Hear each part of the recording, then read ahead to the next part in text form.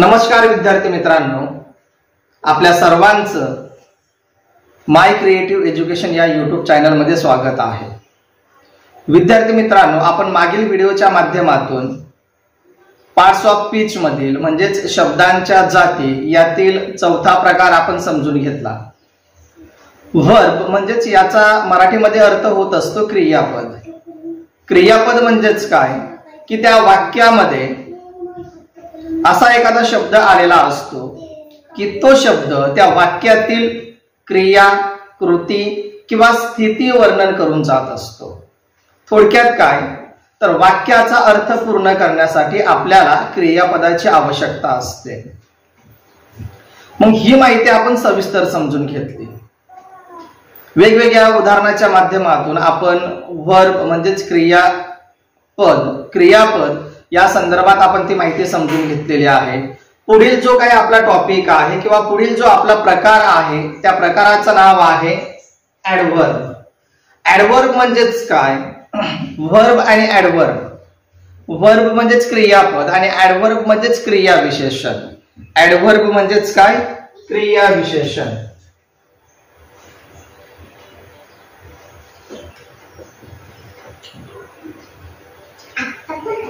आता क्रियाविशेषण म्हणजेच काय त्या संदर्भात आपण संपूर्ण माहिती समजून घेणार आहोत। जी काही क्रिया होत असते त्या क्रियेबद्दल विशेष माहिती देणारा जो काही शब्द असतो त्या शब्दाला आपण क्रियाविशेषण असं म्हणत असतो। आता मराठी व्याकरणच्या माध्यमातून ह्या सविस्तर आपण गोष्टी समजून घेतलेल्या असतील, बरोबर? त्या जर माहिती असतील तर आपल्याला इंग्रजी व्याकरण समजायला सोपं जात असतं।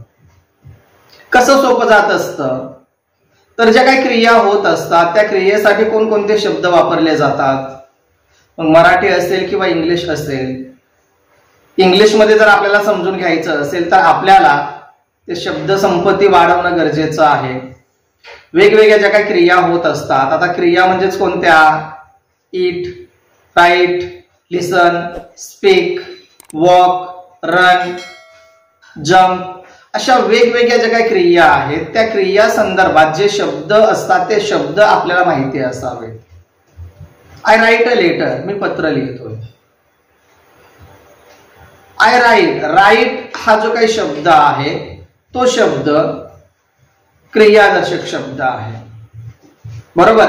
मग क्रियादर्शक जो काही शब्द आहे त्या शब्दासंदर्भात विशेष माहिती देणारा जो काही शब्द असतो तो शब्द म्हणजेच क्रियाविशेषण असतो। मग हीच माहिती आपल्याला समजून घ्यायची आहे आजच्या टॉपिकच्या माध्यमातून, ठीक आहे? तर पहा, आपण आपल्या विषयाला सुरुवात करतोय। आपला आजचा टॉपिक आहे ऍडव्हर्ब। ऍडव्हर्ब म्हणजेच क्रियाविशेषण। डेफिनेशन कशी आहे ते समजून घेऊया। A words which adds something to the meaning of a word. A words which adds something to the meaning of a verb, adjective or other adverb is called an adverb.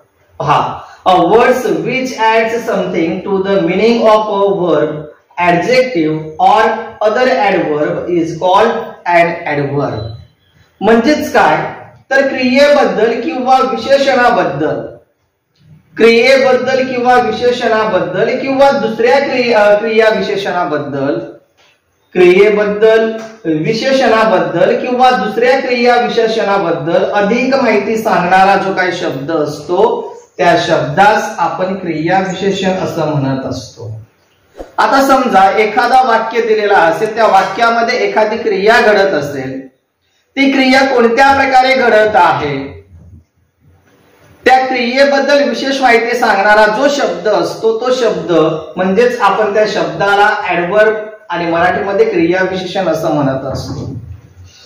मग ते कोणत्या पद्धतीने ते आपण वेगवेगळ्या उदाहरणाच्या माध्यमातून सविस्तर ती माहिती आपण समजून घेणार आहोत। तत्पूर्वी या ठिकाणी जे काही ऍडव्हर्ब आहे त्या ऍडव्हर्बचे काही प्रकार आहेत। काइंड्स ऑफ ऍडव्हर्ब्स म्हणजेच काय तर क्रियाविशेषणाचे काही प्रकार। किती प्रकार आहेत तर 9 प्रकार आहेत। किती प्रकार आहेत? 9 प्रकार आहेत। आपण आधी ते समजून घेऊया आणि नंतर स्टेप बाय स्टेप त्यांच्या एक्झाम्पलच्या माध्यमातून ती माहिती आपण अधिक समजून घेऊ. ठीक आहे. कदाचित व्हिडिओ मोठा होऊ शकतो, स्किप कोणीही करू नका, कारण या ठिकाणी 9 प्रकार आहेत आणि त्या प्रत्येक प्रकारामध्ये वेगवेगळ्या शब्दांचा समावेश झालेला आहे. त्या शब्दांचा वापर कशा पद्धतीने केला जातो ते आपल्याला समजून घ्यायचं आहे, म्हणून ही माहिती संपूर्ण पहा. काइंड्स ऑफ ऍडव्हर्ब्स म्हणजेच क्रिया विशेषणाचे प्रकार आपण समजून घेतोय. ऍडव्हर्ब्स ऑफ टाइम मीन्स कालदर्शक क्रिया विशेषणे.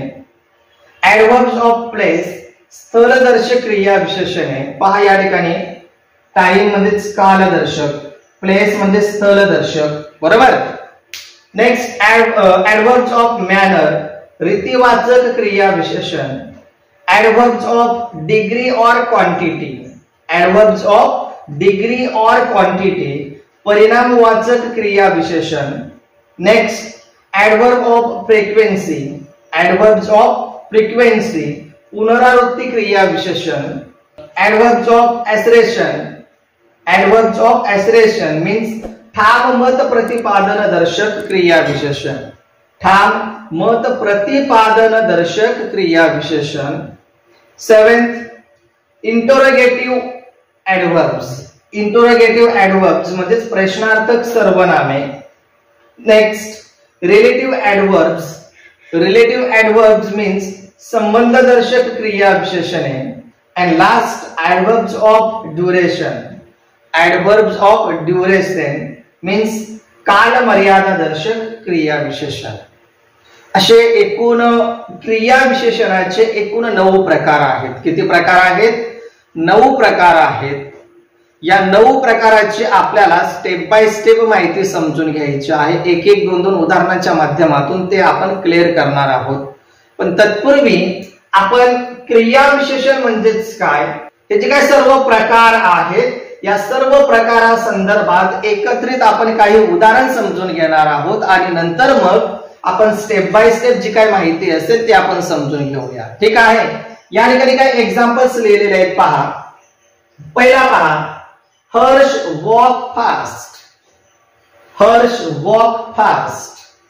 आता याचा अर्थ काय आहे? हर्ष वॉक फास्ट म्हणजेच काय, कोण सांगेल का?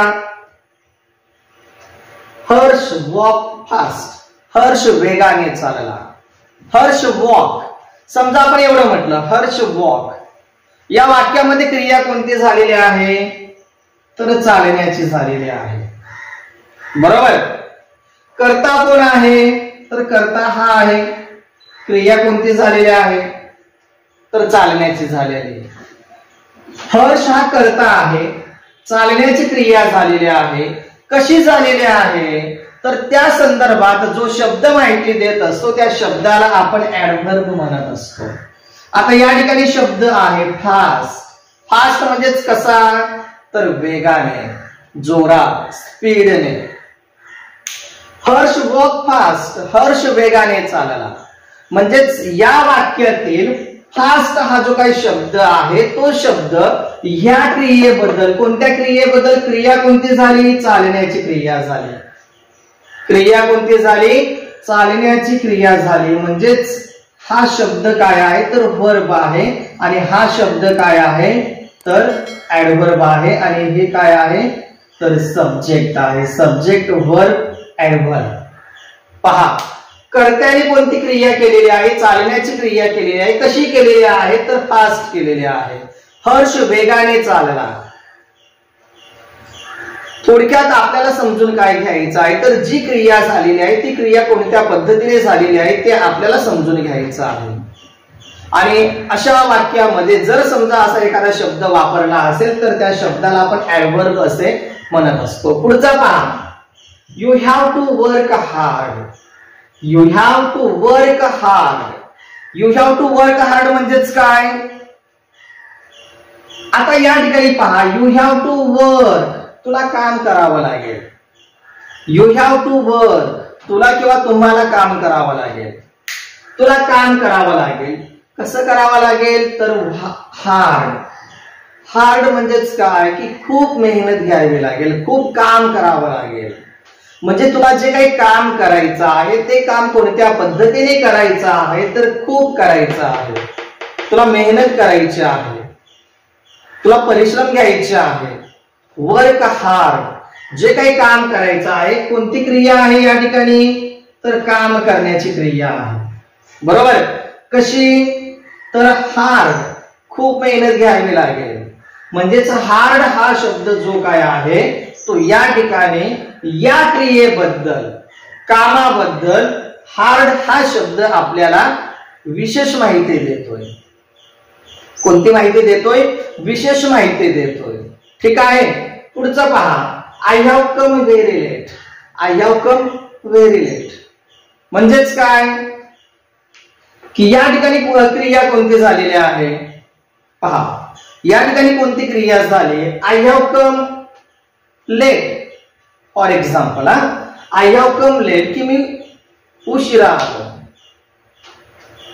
मी उशिरा आलो, आय हॅव कम लेट. परंतु या ठिकाणी एक शब्द वापरलाय, पहा, व्हेरी. मग हा व्हेरी हा जो काही शब्द आहे तो तुमच्या उशिरा येण्याबद्दल विशेष माहिती सांगतोय. कशी सांगतोय, व्हेरी लेट. व्हेरी म्हणजेच काय की खूप उशिरा आलो. प्रत्येक वाक्यामध्ये जर आपण पाहिलं तर अंडरलाईन केलेले जे काही शब्द आहेत ते शब्द झालेल्या क्रियेबद्दल विशेष माहिती देत आहेत. म्हणजे या ठिकाणी मी खूप उशिरा आलो असा त्याचा अर्थ होतोय. पुढचा पहा, रोहिणी स्पीक्स. रोहिणी स्पीक्स, रोहिणी बोलते, परंतु कशी बोलते, पहा रोहिणी बोलते परंतु कशी बोलते, लाऊडली. लाऊडली मीन्स मोठ्याने, जोर जोरात. पहा, रोहिणी स्पीक्स, कोणती क्रिया झाली, तर बोलण्याची क्रिया झाली. पहा क्रिया कोणती झालेली आहे, बोलण्याची क्रिया झालेली आहे. आता आपण जनरली बोलत असतो, मी सुद्धा बोलतोय, परंतु मी कसं बोलतोय, तर मीडियम बोलतोय. माझा आवाज मध्यम आहे. मीडियम किंवा मध्यम हा जो शब्द आहे हा शब्द त्या क्रियेची विशेष माहिती सांगतोय. हा बोर्ड आहे. कसा बोर्ड आहे, व्हाईट बोर्ड आहे. व्हाईट बोर्ड आहे. विशेष माहिती सांगणारा जो शब्द असतो त्या शब्दाला आपण क्रिया विशेषण म्हणत असतो. ठीक आहे. म्हणजेच या वाक्यामध्ये रोहिणी स्पीक्स लाऊडली की रोहिणी जोर जोरात बोलते. लाऊडली हा शब्द बोलण्यासंदर्भात विशेष माहिती सांगतोय. ओके. पुढचा पहा, ही always speaks the truth. He always speaks the truth. He always speaks the truth. तो नेहमीच सत्य बोलतो. He speaks the truth. He speaks the truth. तो सत्य बोलतो. पण केव्हा सत्य बोलतो, ऑलवेज. ऑलवेज म्हणजेच काय, तर सतत किंवा नेहमी. तो कायम सत्य बोलतो, तो नेहमी सत्य बोलतो. ऑलवेज हा शब्द त्याच्या सत्य बोलण्यासंदर्भात विशेष माहिती देतोय. जर समजा आपण नेवर या ठिकाणी शब्द वापरला असता तर काय झालं असतं, he never speaks the truth. तो कधीच सत्य बोलत नाही. म्हणजे नेवर हा शब्द त्या क्रियेबद्दल विशेष माहिती देतो. ओके. पुढचा पहा, luckily he was successful. Luckily he was successful. तो काय झाला, तो यशस्वी झाला. He was successful. He was successful. कोणती क्रिया झाली, तर यशस्वीची क्रिया झाली. तो यशस्वी झाला. But luckily. लकीली म्हणजेच काय, तर सुदैवाने. आपण म्हणतो ना नशिबाने. नशिबाने तो पास झाला. नशिबाने हा शब्द त्या क्रियेबद्दल विशेष माहिती देतो. ओके. पुढचा पहा, अ डिअर रन फास्ट. अ डिअर रन फास्ट. अ डिअर रन फास्ट. अ डिअर रन, हरिण धावते. अ डिअर रन. अ डिअर रन, हरिण धावते. परंतु कशी धावते, फास्ट धावते. धावण्यासंदर्भात विशेष माहिती सांगणारा शब्द म्हणजेच क्रिया विशेषण. ओके. खूप सोपा आहे, फक्त ते व्यवस्थित समजून घ्या. पुढचा पहा. Amitabh is a very tall actor. Amitabh is a very tall actor. पहा वाक्य कसं आहे. Amitabh is a very tall actor. या वाक्यामध्ये विशेष माहिती सांगणारा शब्द व्हेरी आहे. टॉल तर अनेक ऍक्टर आहेत. ऍक्टर मीन्स अभिनेता, बरोबर. कोणाचं नाव घेतलेलं आहे तर Amitabh Bachchan. Amitabh is a very tall actor.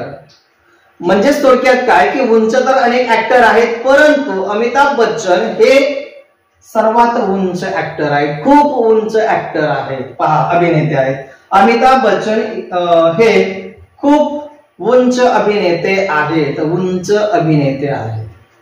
म्हणजेच व्हेरी हा शब्द त्यांच्या उंचीबद्दल विशेष माहिती सांगतोय. त्यांच्या उंचीबद्दल पहा, त्यांची जी हाईट आहे त्या संदर्भात विशेष माहिती सांगणारा शब्द म्हणजेच व्हेरी. ओके. पुढे पहा. I study quite well. I study quite well. I study quite well म्हणजेच काय, मी अभ्यास केला. आय स्टडी क्वाइट वेल, मी अभ्यास केला. आपण अभ्यास कोणकोणत्या पद्धतीने करत असतो, समजेल असं करत असतो, शांततापूर्वक करत असतो किंवा चांगल्या पद्धतीने करत असतो, बरोबर ना. मग आय स्टडी क्वाइट वेल की मी चांगला अभ्यास केला, मी शांततेत अभ्यास केला. की तुमच्या झालेल्या क्रियेबद्दल विशेष माहिती सांगणारे जे काही शब्द असतात ते शब्द म्हणजेच क्रियाविशेषण. आता या ठिकाणी जे काही आपण 8 ते 9 जे काही वाक्य आपण समजून घेतले, त्या वाक्यामध्ये रेड कलरने जे काही अंडरलाईन केलेले शब्द आहेत, fast, hard, very, लाऊडली, always, luckily, fast, very, quite, हे जे काही शब्द आहेत हे शब्द म्हणजेच अंडरलाईन केलेले शब्द किंवा अधोरेखित केलेले शब्द आपल्याला काय माहिती देऊन जातात की त्या वाक्यामध्ये ज्या काही क्रिया झालेल्या आहेत त्या क्रियेसंदर्भात विशेष माहिती देणारे ते शब्द आहेत. ठीक आहे. अधोरेखित केलेले शब्द म्हणजेच क्रिया विशेषणाचे ते शब्द आहेत. ओके. आता आपण स्टेप बाय स्टेप जे काही माहिती आहे ते आपण समजून घेऊया. पहा या ठिकाणी काइंड्स ऑफ वर्ड्स आपला जो काही प्रकार आहे त्या प्रकाराची आपण माहिती समजून घेणार आहोत. काइंड्स ऑफ ऍडव्हर्ब्स म्हणजेच क्रिया विशेषणाचे प्रकार. त्यातील पहिला प्रकार पहा, ऍडव्हर्ब्स ऑफ टाइम. ऍडव्हर्ब्स ऑफ टाइम म्हणजेच कालदर्शक क्रिया विशेषण. ऍडव्हर्ब्स ऑफ टाइम म्हणजेच कालदर्शक क्रिया विशेषण. आता याची डेफिनेशन कशी आहे, काळ दर्शवणाऱ्या क्रिया विशेषणांना, काळ दर्शवणाऱ्या क्रिया विशेषणांना कालदर्शक क्रिया विशेषण असे म्हणतात. की जे शब्द काळ दर्शवत असतात, काळदर्शक काही शब्द असतात, अशा शब्दांना काळदर्शक शब्द किंवा काळदर्शक क्रिया विशेषण असे म्हणतात. मग ते शब्द कोणते आहेत तर आपण या ठिकाणी लिहिलेले आहेत. या शब्दांचा जर समजा त्या वाक्यांमध्ये प्रयोग झाला असेल तर असे शब्द किंवा अशी वाक्य कोणती असतात, काळदर्शक वाक्य असतात. म्हणजेच आपल्याला ती माहिती कोणत्या काळात घडली, कधी घडली, थोडक्यात काय तर व्हेन, केव्हा घडली. व्हेन या प्रश्नाचे उत्तर आपल्याला याच्या माध्यमातून मिळत असतात. व्हेन केव्हा, व्हेन म्हणजेच केव्हा, या प्रश्नाची उत्तर आपल्याला या अशा वेगवेगळ्या शब्दांच्या माध्यमातून मिळू शकतात. ते कसं, my father has just arrived. My father has just arrived. My father has just arrived. आता विशेष माहिती सांगणारा शब्द कोणता असेल, कालदर्शक शब्द कोणता असेल तर जस्ट. नुकतेच किंवा आत्ताच, माझे वडील नुकतेच आलेत, माझे वडील आत्ताच आलेत, आत्ताच माझे वडील आलेत. समजा आपण घेतलं माय फादर हॅज अराइव्ड, माझे वडील आलेत, माझे बाबा आलेत. बट व्हेन केव्हा, मग त्या शब्दाला किंवा त्या प्रश्नाचं उत्तर, व्हेन या प्रश्नाचं उत्तर आपल्याला या शब्दाच्या माध्यमातून मिळत असतं. जस्ट केव्हा आले तर आत्ताच आले. ओके, पुढचं पहा. You may go now. You may go now. You may go now या वाक्यात कोणता असेल बरं? या वाक्यात कोणता शब्द असेल बरं की जो शब्द काळदर्शक असेल? नाउ. नाउ म्हणजेच आत्ता. जस्ट म्हणजे आत्ताच, लगेचच, नुकतेच. आणि नाउ म्हणजे आत्ता. यू मे गो नाउ, तू आता जाऊ शकतो. तू आता जाऊ शकतो म्हणजेच तुला निघायला हरकत नाही. ओके, पुढचा पहा. I go for a walk in the morning. I go for a walk in the morning. I go for a walk की मी चालायला जातो. बट व्हेन, केव्हा मी चालायला जातो, मी केव्हा चालायला जातो, तर त्या संदर्भात विशेष माहिती देणारा जो शब्द आहे तो कोणता आहे? In the morning. मी केव्हा चालायला जातो तर मी सकाळी चालायला जातो. केव्हा चालायला जातो? सकाळी. नुकतेच, आता, सकाळी. आता थोडक्यात हे जे शब्द आहे ते शब्द आपल्याला ते काळ दर्शवतात. नुकतेच म्हणजेच जस्ट काही सेकंदापूर्वी आले. आता, तू आता जाऊ शकतोस. मॉर्निंग, सकाळी. समजा आपण या ठिकाणी म्हटलं आफ्टरनून, दुपारी. इव्हनिंग, संध्याकाळी. नाईट, रात्री. म्हणजेच ते कालदर्शक शब्द आहेत. कालदर्शक शब्द आपण या ठिकाणी लिहिलेले आहेत. ते नक्कीच तुम्ही वाचून समजून घेऊ शकता किंवा त्याची नोट्स तुम्ही काढून ठेवली तरी चालेल. ते बेस्ट वे असतं कारण ते कायमस्वरूपी आपल्याकडे असू शकतं. I go, before, after, now, then, soon, late, early, immediately, presently, instantly, daily, already, today, tomorrow, yesterday, just, still, at, etcetera. या शब्दांचा प्रयोग जर समजा अशा वाक्यांमध्ये झाला असेल तर असे शब्द आपल्याला कालदर्शक म्हणजेच काळाची माहिती देऊन जातात. ओके, पहा सेकंड पार्ट बघा. दुसरा adverb of place. Adverb of place म्हणजेच स्थलदर्शक क्रिया विशेषण. प्लेस म्हणजे स्थळ किंवा ठिकाण. मग त्याची उदाहरण कशी आहे तर थोडक्यात ऍडव्हर्ब ऑफ प्लेस या संदर्भात जेव्हा आपण माहिती समजून घेत असतो तेव्हा आपल्याला कोणती माहिती मिळत असते तर व्हेअर. व्हेअर या प्रश्नाची उत्तर आपल्याला त्या वाक्याच्या मदतीने मिळत असतात, त्या शब्दांच्या मदतीने मिळत असतात. व्हेअर आर यू गो, तू कुठे चाललास. व्हेअर डू यू लिव्ह, तू कुठे राहतोस. व्हेअर या प्रश्नांची उत्तर आपल्याला ऍडव्हर्ब ऑफ प्लेस याच्या माध्यमातून मिळत असतात. ती कशी? पहिला वाक्य पहा. Let me wait for my mother here. Let me wait for my mother here. Second, come near. And third, we find English languages everywhere. We find English languages everywhere. आता या ठिकाणी आपण हे शब्द समजून घेत असताना, वाक्य समजून घेत असताना आपल्याला काय समजून घेणं गरजेचं आहे तर let me wait for my mother here याचा अर्थ काय तर मला इथे माझ्या आईची वाट पाहू दे. मला इथे, इथे म्हणजेच थोडक्यात हेअर हा जो काही शब्द आहे इथे. Let me wait for my mother, मला माझ्या आईची वाट पाहू दे. बट वेअर तर इथे. अदरवाईज आपण समजा बस स्टॉप म्हटलं तर बस स्थानकावर मला माझ्या आईची वाट पाहू दे. बरोबर. वेगवेगळ्या प्रकारची माहिती आपल्याला त्या वाक्यांच्या मदतीने समजायला मिळत असते. Let me wait for my mother here की मला माझ्या आईची वाट इथे पाहू दे. इथे मला माझ्या आईची वाट पाहू दे. Come near. Come near. Near means जवळ. नियर म्हणजेच कसं तर जवळ, जवळ ये, क्लोज. ओके, पुढचं पहा. We find English languages everywhere. Everywhere. Everywhere म्हणजेच काय सर्वत्र, सगळीकडे. We find English languages everywhere की आपल्याला सर्वत्र इंग्रजी भाषा आढळून येते. बरोबर. जनरली सगळीकडे आपल्याला इंग्रजी आता काही शब्द असतील, काही वाक्य असतील ते बोलताना लोक दिसून येत असतात. म्हणजेच काय we find English languages everywhere, की आपल्याला सर्वत्र इंग्रजी भाषा आढळून येते. ठीक आहे. मग या ठिकाणी आपण काही शब्द लिहिलेले आहेत. या शब्दांच्या मदतीने आपल्याला ऍडव्हर्ब ऑफ प्लेस याची माहिती समजायला मिळत असते. थोडक्यात व्हेअर या प्रश्नांची उत्तरं आपल्याला या शब्दांच्या मदतीने मिळू शकते. ओके, खूप सिंपल आहे.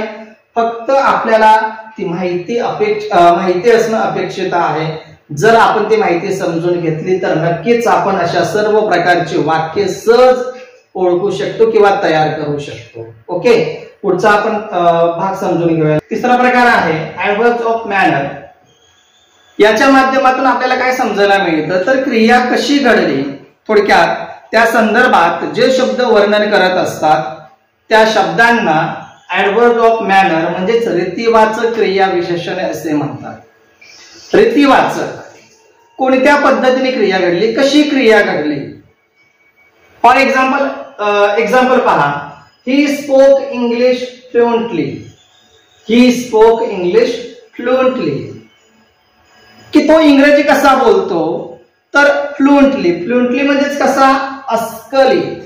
अस्खलित तो इंग्रजी बोलतो. म्हणजेच कशी तर fluently. How to speak English, की इंग्रजी कसे बोलावे, फ्लुएंटली बोलावे. म्हणजे फ्लुएंटली हा रीतिवाचक शब्द आहे. शी डान्सेस वेल. शी डान्सेस वेल, ती कशी नाचते. ती कशी नाचते, कशी. कशी या शब्दा संदर्भात आपल्याला किंवा कशी या प्रश्नाचे उत्तर या शब्दांच्या माध्यमातून मिळत असतात. शी डान्सेस वेल, ती कशी नाचते तर ती चांगली नाचते. शी डान्सेस वेल, ती चांगली नाचते. तनय has slept साऊंडली. Tanay has slept साऊंडली म्हणजेच काय, कोण सांगतं बरं. तनय शांत झोपला. शांत झोपला. कसा झोपला, शांत. थोडक्यात अशी जी काही शब्द असतात त्या शब्दांच्या मदतीने आपल्याला ऍडव्हर्ब ऑफ मॅनर्स ह्याची आपल्याला माहिती मिळत असते. म्हणजे रीतिवाचक क्रिया विशेषण. आता रीतिवाचक क्रिया विशेषण कोणकोणते शब्द आहेत. Quickly, slowly, fast, openly, secretly, frankly, happily, bravely, carefully, hard, foolishly, nicely, clearly, so, thus, etcetera. हे सर्व शब्द ऍडव्हर्ब ऑफ मॅनर मध्ये वापरले जातात. ओके, पुढचा पहा. जरा आपण फास्ट घेऊया, व्हिडिओ खूप मोठा होईल आणि व्हिडिओ मोठा झाला की तुम्हाला कंटाळा येईल. बरोबर. मग ती माहिती अपूर्ण तुम्ही समजून घ्याल आणि अपूर्ण माहिती समजून घेतली की त्या ठिकाणी कुठलाही तुम्हाला त्या माहितीचा उपयोग होणार नाही. म्हणून माहिती संपूर्ण पहा. पुढचा पहा. Adverb of degree or quantity. Adverb of degree or quantity म्हणजेच काय तर परिणामवाचक क्रिया विशेषणे. परिणामवाचक क्रिया विशेषणे म्हणजेच काय तर थोडक्यात हाऊ मच, किती. हाऊ मच, किती या प्रश्नांची उत्तर आपल्याला या वाक्यांच्या मदतीने मिळत असते. कसं. Tibet is extremely hot in summer. Tibet is extremely hot in summer. Raju is rather nervous. My shirt is not good enough. पहा, पहिला वाक्य काय आहे तर Tibet is extremely hot in summer म्हणजे तिबेटमध्ये उन्हाळ्यात खूप उष्णता असते. तिबेटमध्ये उन्हाळ्यात एक्स्ट्रीमली म्हणजे खूप उष्णता असते. Okay. Raju is rather nervous. Rather हा जो काही शब्द आहे तो आपल्याला डिग्री ऑर क्वांटिटी याची विशेष माहिती देणारा शब्द आहे. अंडरलाईन केलेले जे काही शब्द आहेत ते त्या वाक्यात घडणाऱ्या क्रियेसंदर्भात विशेष माहिती देत असतात. Okay. Raju is rather nervous म्हणजेच काय तर राजू थोडा घाबरला. नर्वस, तो नाराज झाला, तो निराश झाला. My shirt is not good enough. My shirt is not good enough म्हणजेच काय माझा शर्ट पुरेसा चांगला नाही. My shirt is not good enough माझा शर्ट पुरेसा चांगला नाही. माझं शर्ट बरं आहे परंतु या ठिकाणी वाक्य आहे my shirt is not good enough की माझा शर्ट पुरेसा चांगला नाही. तर या ठिकाणी काही शब्द लिहिलेले आहेत, त्या शब्दांचा वापर त्या वाक्यामध्ये केला जात असतो आणि हेच ते शब्द त्या वाक्यामध्ये जी काही क्रिया घडत असते त्या क्रियेबद्दल विशेष माहिती सांगत असतात. ऍडव्हर्ब ऑफ फ्रिक्वेन्सी म्हणजेच काय? पुनरावृत्ती क्रिया विशेषण. वाक्य लिहिले, barking dogs seldom bite. Second, he has often been scolded by his father. And third, I try again and again. पहा, आणि या ठिकाणी काही शब्द लिहिलेले आहेत. या शब्दांचा जर प्रयोग या ठिकाणी झाला तर हे शब्द त्या वाक्यात विशेष माहिती सांगण्याचं काम करत असतात. आता या ऍडव्हर्ब्स ऑफ फ्रिक्वेन्सी मध्ये काय म्हटलेलं आहे? तर क्रिया किती वेळा घडली किंवा कोणत्या क्रमाने घडली, क्रिया किती वेळा घडली किंवा कोणत्या क्रमाने घडली हे दर्शवण्याचे काम हे शब्द करत असतात. क्रिया किती वेळा घडली आणि कोणत्या क्रमाने घडली हे सांगण्याचं काम हे शब्द करत असतात. For example, barking dog seldom bite. Barking dog seldom bite म्हणजेच काय? थोडक्यात हे भुंकणारे कुत्रे क्वचितच चावतात. क्वचित ते चावत असतात, जे भुंकत असतात ते जास्त चावत नाहीत असं म्हणतात. ते एक म्हण आहे, कदाचित माहिती असेल आपल्याला, जो गरजता है वो बरसता नाही, ओ जो बरसता है वो गरजता नाही. कदाचित चुकलं पण असेल, समजून घ्या. बार्किंग डॉग सेल्डम बाईट म्हणजेच काय की जे कुत्रे भुंकत असतात ते क्वचितच चावत असतात. म्हणजे सेल्डम हा त्या ठिकाणी विशेष माहिती देणारा शब्द आहे. He has often been scolded by his father म्हणजेच काय? त्याला त्याच्या वडिलांनी अनेकदा फटकारले आहे. त्याच्या ही हॅज ऑफ्टेन, ऑफ्टेन म्हणजे अनेकदा, पुष्कळ वेळा. He has often been scolded by his father की त्याला त्याच्या वडिलांनी अनेक वेळा फटकारले आहे किंवा अनेक वेळा त्याच्या वडिलांनी त्याला ओरडा दिलेला आहे, ओरडले आहेत. ऑफ्टेन हा त्याच्यात विशेष माहिती देणारा शब्द आहे. स्कॉल्डेड म्हणजेच किती वेळा? तर ऑफ्टेन, अनेक वेळा. Okay. I try again and again. मी पुन्हा पुन्हा प्रयत्न करतो. आय ट्राय काय करतो? मी प्रयत्न करतो. कसं करतो? अगेन अँड अगेन, पुन्हा पुन्हा. ओके. हे शब्द जे काय आहे ते शब्द ह्या वाक्याची विशेष माहिती देत असतात. जी काही क्रिया घडलेली आहे या ठिकाणी प्रयत्न करण्याची क्रिया घडली. कशी घडली? तर अगेन अँड अगेन, पुन्हा पुन्हा. I don't lose heart. I try again and again, मी पुन्हा पुन्हा प्रयत्न करतो. अशी जी काही माहिती सांगणारे शब्द असतात त्या शब्दांना ऍडव्हर्ब ऑफ फ्रिक्वेन्सी असं आपण म्हणत असतो. ऍडव्हर्ब ऍक्सलेरेशन म्हणजेच काय? तर थोडक्यात त्याचा अर्थ असा आहे, ठाम मत प्रतिपादन दर्शक क्रिया विशेषण. ठाम मत प्रतिपादन दर्शक क्रिया विशेषण. यामध्ये वाक्य कशा आहेत? थोडक्यात या प्रकाराच्या माध्यमातून आपल्याला नेमकी काय माहिती समजून घ्यायची असते? तर जे शब्द ठाम मत प्रतिपादन करत असतात अशा शब्दांना आपण ऍडव्हर्ब्स ऑफ ऍसरेशन असं म्हणत असतो. ठाम की मी त्या शब्दावर ठाम आहे, मी शब्द पाठी घेणार नाही. आपण आपल्या शब्दांवर ठाम असतो, आपण आपल्या विचारांवर ठाम असतो. The prince was not happy. The prince was not happy. या वाक्यामध्ये नॉट हा क्रियाविशेषण शब्द आहे. He will surely come. Surely हा शब्द क्रियाविशेषण आहे. India will definitely win the match. Definitely हा क्रियाविशेषण शब्द आहे. तर पहिला जो आपला वाक्य आहे तो काय आहे? तर the prince was not happy. राजकुमार आनंदी न होता. द प्रिन्स वॉज हॅप्पी असं म्हटलं तर राजकुमार आनंदी होता. विशेष माहिती सांगणारा शब्द कोणता आहे? तर नॉट.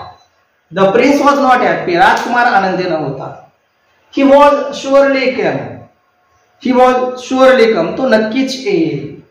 शुअरली म्हणजेच नक्कीच, खात्रीपूर्वक सांगितलेला आहे की तो नक्कीच येणार आहे. India will definitely win the match. India will definitely win the match म्हणजेच काय की भारत हा सामना नक्कीच जिंकेल. डेफिनेटली म्हणजेच कसा? तर नक्कीच. या ठिकाणी काही शब्द प्रयोग झालेले आहेत. कसे झालेले आहेत? अफर्मेशन म्हणजेच होकारार्थी किंवा नकारार्थी अशा दोन अर्थाने ते शब्द वापरले जातात. Yes, surely, certainly, truly, undoubtedly.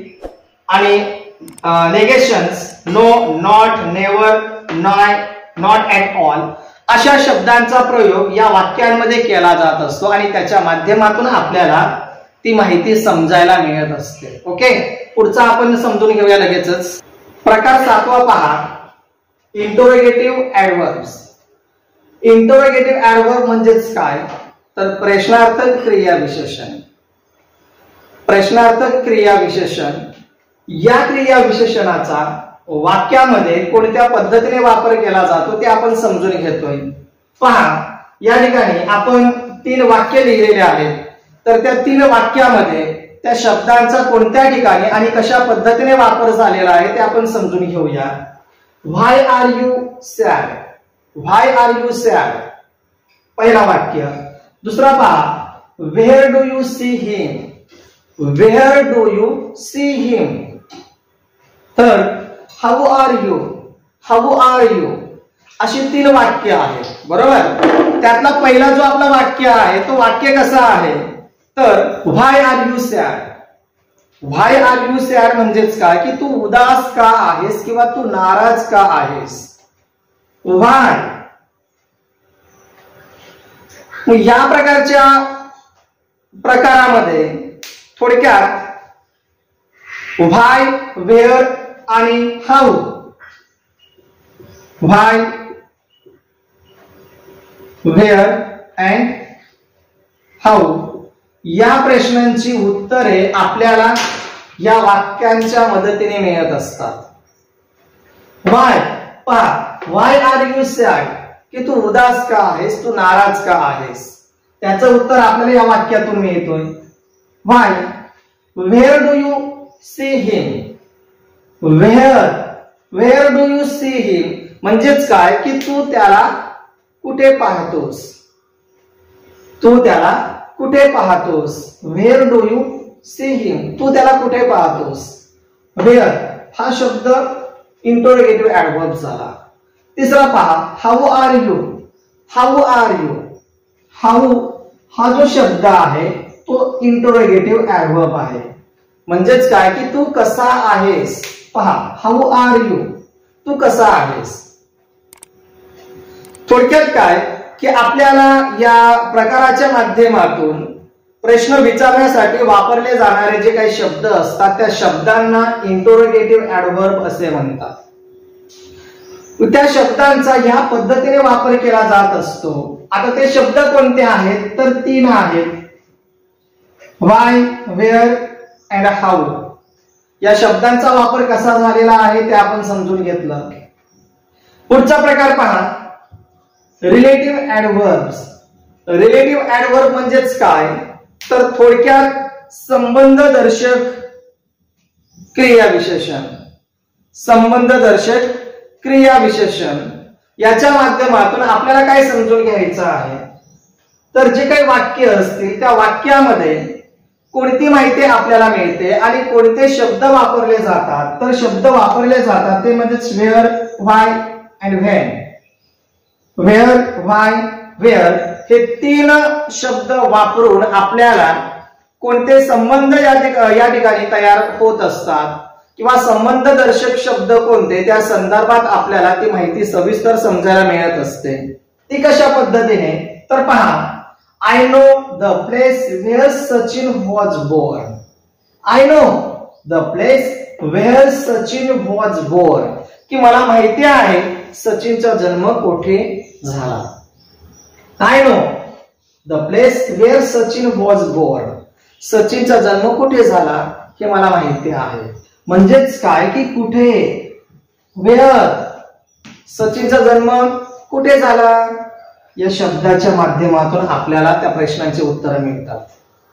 पुढचं पहा, I do not know why you have not scored good marks. I do not know why you have not scored good marks. की मला कळत नाही की तुला चांगले गुण का मिळाले नाहीत. I do not know why you have not scored a good marks. की मला कळत नाही की तुला चांगले गुण का मिळाले नाहीत. म्हणजेच व्हाय हा या ठिकाणी क्रियादर्शक शब्द आहे. पुढे पहा, we will go to see a drama when my friend comes. We will go to see a drama when my friend comes. माझा मित्र आल्यावर नाटक पाहायला जाऊ. अशा प्रकारची माहिती आपल्याला या प्रश्नाच्या माध्यमातून मिळते, या वाक्याच्या माध्यमातून मिळते की तू केव्हा नाटक पाहायला जाणार आहेस. तर त्याचं उत्तर आहे we will go to see a drama when my friend comes, की माझा मित्र आला की मी नाटक पाहायला जाणार. मग यासाठी वाक्यांमध्ये कोणते शब्द वापरले जातात, तर या ठिकाणी 3 शब्द आहेत, where, why and when. Okay, पुढचा आणि शेवटचा प्रकार आपण समजून घेतोय. शेवटचा प्रकार पहा, ऍडव्हर्ब्स of duration. Adverbs of duration म्हणजेच काय, की काल मर्यादा दर्शक क्रियाविशेषण. ते कसं, तर पहा, he is an America for a year. He is an America for a year. Second पहा, it has been raining cats and dogs since morning. Third number, I do not like to stay long in Mumbai. I do not like to stay long in Mumbai. मग या वाक्यांमध्ये कोणते जे काही शब्द आहेत ते शब्द कालमर्यादा दर्शक आहेत. तर या ठिकाणी आपण पाहू शकतो एक्झाम्पल्स म्हणून since, for, long, wholly, throughout. मग या ठिकाणी पहिला जर आपण वाक्य विचार केला तर पहिल्या वाक्यामध्ये कालमर्यादा दर्शक शब्द कोणता असेल, he is an America for म्हणजे किती कालावधीसाठी, तर 1 वर्षासाठी तो अमेरिकेत आहे. Second, it has been raining cats and dogs since morning. या वाक्यामध्ये काय असेल बरं, ह्या वाक्यामध्ये कालमर्यादा दर्शक शब्द कोणता असेल, तर सिन्स आहे. कोणता आहे, सिन्स आहे. अँड लास्ट पहा, I do not like to stay long in Mumbai, की मला मुंबईत जास्त काळ राहायला आवडत नाही. I do not like to stay long in Mumbai, की मुंबईमध्ये मला जास्त दिवस किंवा जास्त काळ राहायला आवडत नाही. अशा प्रकारचे आपले हे क्रियाविशेषणाचे प्रकार या संदर्भात आपण सविस्तर माहिती समजून घेतली. जर आपल्याला ही माहिती उपयुक्त वाटत असेल तर नक्कीच आपला व्हिडिओ लाईक करा आणि अधिक विद्यार्थ्यांपर्यंत किंवा जे स्पर्धा परीक्षेची तयारी करणारे आपले मित्रमंडळी असतील त्यांच्यापर्यंत ही माहिती शेअर करा, जेणेकरून त्यांना या माहितीचा उपयोग होऊ शकतो.